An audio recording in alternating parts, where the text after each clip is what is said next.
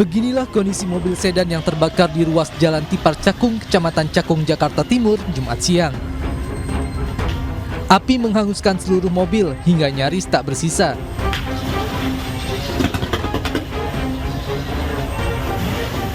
Petugas Sudin Damkar Jakarta Timur yang tiba di lokasi berjibaku memadamkan api agar tidak semakin membesar. Saat terbakar, mobil masih dalam keadaan berjalan hingga akhirnya terhenti di depan rumah warga.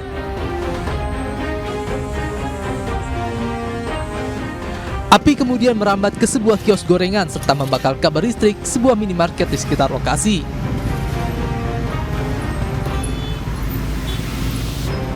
Kebakaran diduga akibat ledakan tabung gas yang dibawa di bagasi belakang mobil.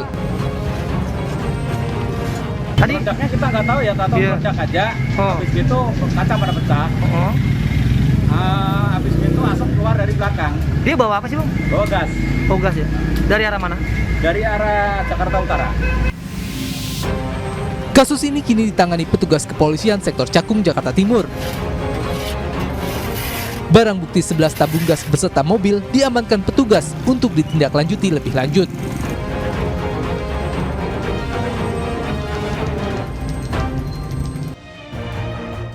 Ya, selamat malam dan apa kabar pemirsa malam hari ini? Kabar mengenai mobil sedan yang membawa belasan tabung gas dan terbakar tadi menjadi pembuka jumpa kita malam hari ini dalam iNews Prime. Sementara itu buku hitam yang tidak pernah luput dari genggaman Verdi Sambo akhirnya terbuka dalam persidangan. Sambo bahkan membacakan catatan yang ada di dalamnya. Pertanyaannya, apa saja isi catatan buku hitam Sambo ini? Saya Fani Maniar dan Anda menyaksikan iNews Prime selengkapnya.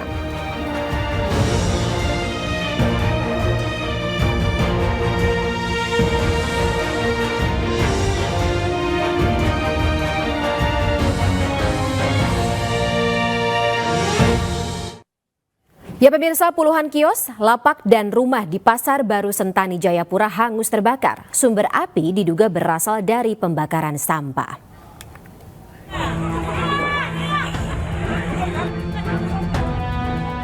Kobaran api menghanguskan puluhan kios, lapak dan rumah warga yang berada di Pasar Para atau Pasar Baru Sentani, Kabupaten Jayapura, Jumat sore.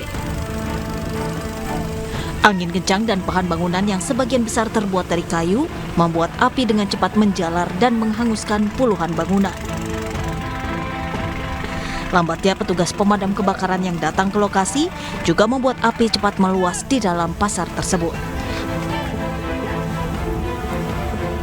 Masyarakat yang dibantu oleh TNI dan kepolisian ikut membantu memadamkan api secara manual.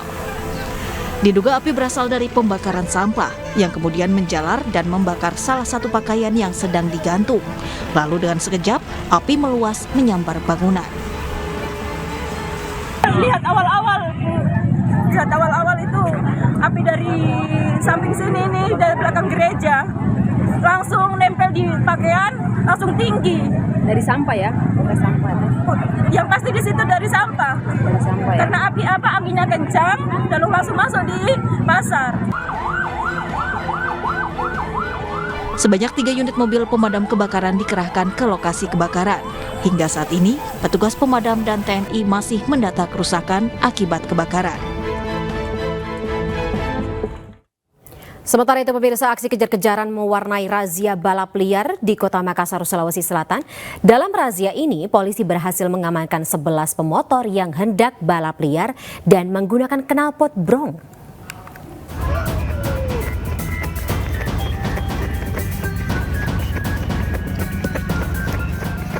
Aksi kejar-kejaran dilakukan aparat gabungan Satuan Sabara Polrestabes Makassar terhadap pengendara motor di Jalan Cendrawasih pada Senin malam dalam razia balap liar.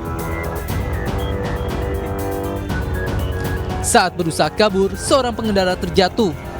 Polisi yang berada di lokasi pun langsung mengamankan pelaku.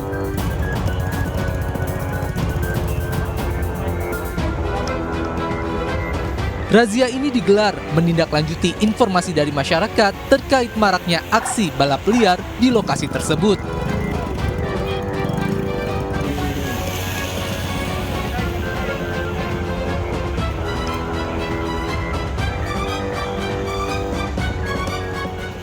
Di mana mendapatkan info bahwa di Jalan Cendrawasih Haji Bau telah terjadi balap liar yang mana menimbulkan keresahan masyarakat yang ada di lokasi.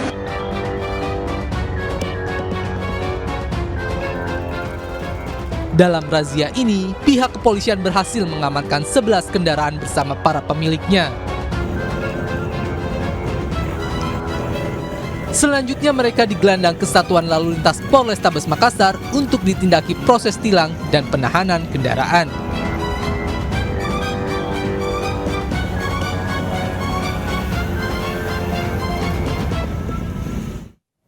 Kita ke informasi lainnya pemirsa, buntut viral perselingkuhan menantu dan mertua, pria berinisial R yang selingkuh dengan mertuanya sendiri melaporkan mantan istrinya balik ke Polda Banten. Ia tidak terima kasus perselingkuhannya ramai di media sosial.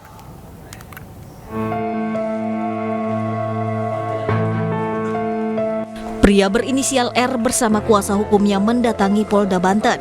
Ia melaporkan istrinya N atas kasus pelanggaran UU ITE. Pasalnya sang istri mengunggah isu dugaan perselingkuhannya dengan mertuanya sendiri ke media sosial hingga menjadi viral. R menyebut semuanya hanya salah paham. Kejadian itu cuma saya ingin curhat sama ibunya dan terjadilah kejadian itu gitu. Jadi yang disangka enggak. Ya seperti itu. Kuasa hukum pelapor menyebut pelaporan juga terkait dengan uang sejumlah 550 juta rupiah yang sudah mereka keluarkan dalam kasus ini. Polisi pun disebut sudah menerima laporan ini dan akan memeriksa 2 saksi. Itu menyangkut uang ya yang kita keluarkan kemarin seperti 25, terus terakhirnya 500 juta seperti itu. Itu uang apa Pak? Itu uang apa? Kita tidak tahu itu mau pemerasan atau gimana, kita nggak tahu. Intinya nanti silahkan tanya dari pihak cyber aja. Sebelumnya viral di media sosial kasus dugaan perselingkuhan antara menantu dan mertua di Serang, Banten. Kasus berawal dari penggerebekan yang dilakukan warga dan menemukan mereka tengah berduaan di sebuah rumah kontrakan. Kita beralih ke informasi lainnya pemirsa. Pelaku penyiram bensin dan pembakar 2 orang di Penjaringan Jakarta Utara berhasil ditangkap. Tersangka merupakan mantan suami korban yang mengaku sakit hati dengan korban.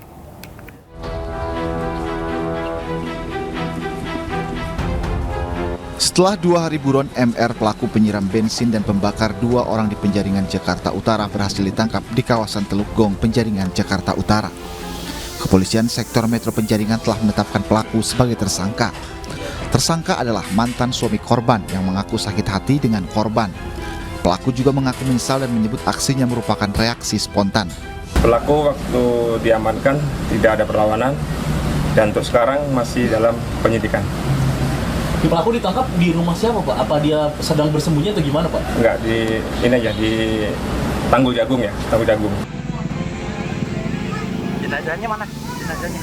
Sebelumnya, warga sekitar Jalan Jelambar Aladin Penjaringan Jakarta Utara gempar dengan peristiwa pembakaran seorang pria bersama teman wanitanya. Peristiwa terjadi saat keduanya sedang berjalan di pinggir kali Fajar Angke.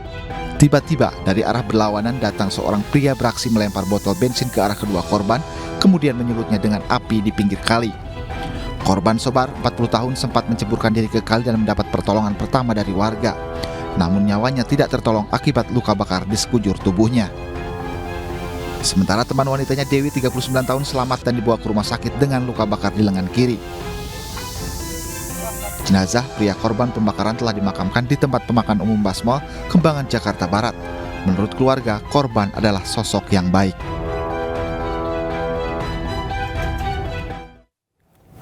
Pemirsa, menolak relokasi dan menuntut pemberantasan pungutan liar, ratusan emak dan juga pedagang pasar Larangan Sidoarjo, Jawa Timur berdemo di tepi jalan raya. Tapi akibat aksi ini, akses jalan dari Porong menuju Sidoarjo terhambat.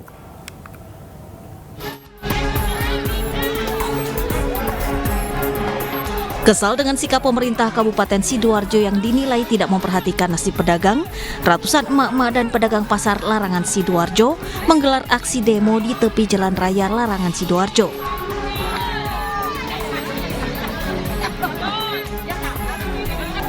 Ratusan emak-emak dan pedagang yang sempat terlibat bentrok dengan petugas Satpol PP saat penertiban pasar beberapa waktu silam menolak relokasi dan meminta Bupati Sidoarjo, Ahmad Mudor, mengusut tuntas pungutan liar yang dilakukan oknum dinas pasar. Pedagang menolak relokasi karena mereka sudah membayar pungutan kepada oknum dinas terkait sebelum menempati area pasar. Pada dasarnya teman-teman di sini tuh sebelumnya sudah dipungut oleh pemerintah. Dulu sudah pernah dipungut, sekian tahun lamanya mereka berdagang di sini dipungut, kemudian tidak dipungut, tapi juga ada perilaku daripada oknum-oknum yang menjual lapak atau stand-stand di sini, Pak.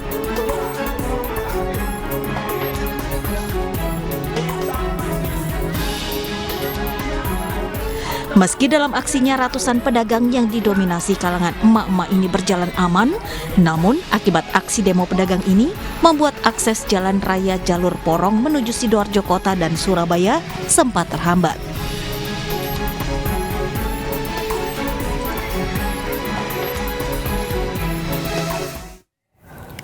Kita beralih ke informasi lainnya pemirsa, ratusan warga bersama lembaga swadaya masyarakat di Kalimantan Selatan menggeruduk kantor Bupati Tanah Laut. Aksi demo dilakukan untuk mendesak pemerintah menindak tegas perusahaan penyerobot lahan warga.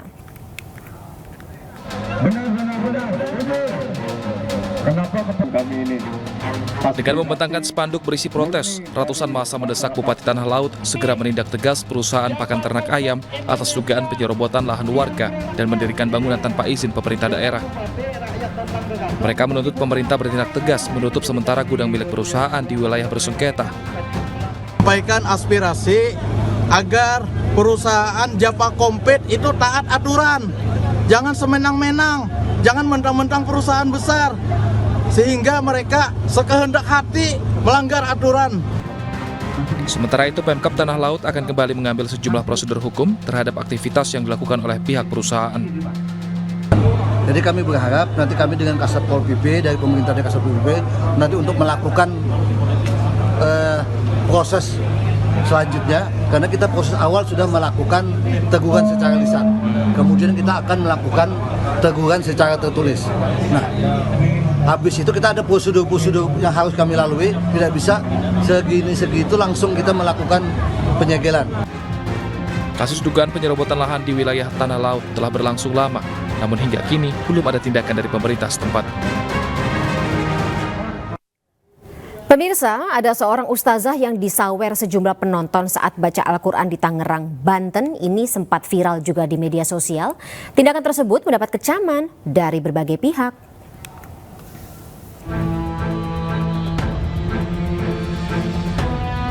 Kejadian penyaweran di panggung saat mengaji yang viral di media sosial ini dialami Ustazah Nadia Hawashi. Dua orang pria tiba-tiba naik ke panggung dan menghamburkan sejumlah uang kertas serta menyelipkan uang di jilbab Ustazah Nadia. Ironisnya, aksi dua pria ini disambut gelak tawa dan tepuk tangan dari hadirin di acara yang berlokasi di Tangerang, Banten. Aksi ini tak hanya membuat halayak ramai geram.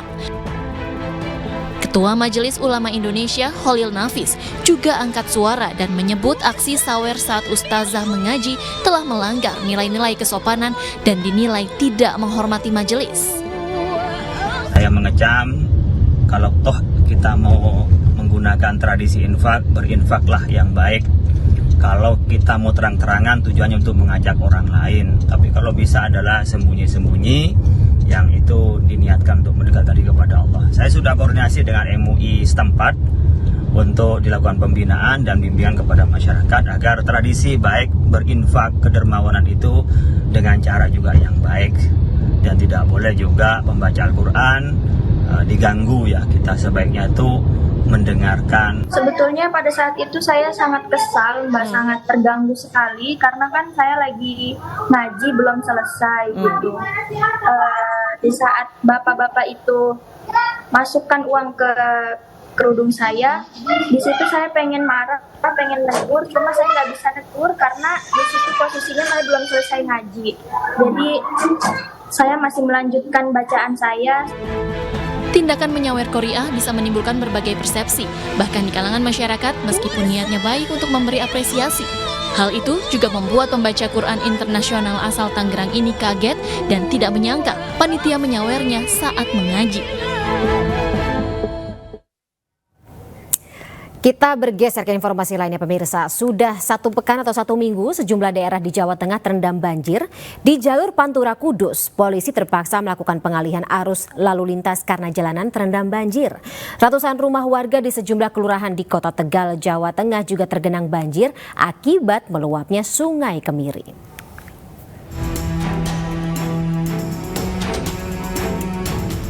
Banjir masih merendam jalur Pantura di kawasan Desa Jatiwetan, Kudus sepanjang 1 km. Genangan banjir terus meninggi hingga mencapai 50 cm. Untuk mengantisipasi terjadinya kemacetan di titik banjir, polisi terpaksa mengalihkan jalur untuk kendaraan kecil, khususnya dari Surabaya menuju Jakarta. Selain mengenangi jalur Pantura, banjir juga menyebabkan Terminal Induk Jati lumpuh total. Meski intensitas hujan di Kabupaten Kudus mulai menurun, namun ketinggian air justru terus meningkat. Dalam air kurang lebih sekitar 4 sampai 50.